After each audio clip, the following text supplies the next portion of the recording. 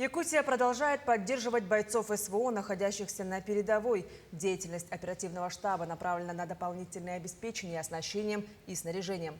Так, опорные пункты ведут передачу необходимых средств и оборудования. Всего с начала года перевезено более 90 единиц техники и гуманитарных грузов. Для этих целей было выполнено 29 рейсов по маршруту Якутск-Новоазовск. Не остаются в стороне общественные организации. С их помощью собрано более 60 кубометров гуманитарного груза. Отправка планируется в ближайшее время. Завершилась акция «Маршрут добра» для пострадавших жителей Токурской области. Отправлено чуть более 5 тонн гуманитарного груза. Это в том числе и предметы первой необходимости. Пользуясь случаем, хочу поблагодарить всех, кто принял самое активное участие в этой важной акции.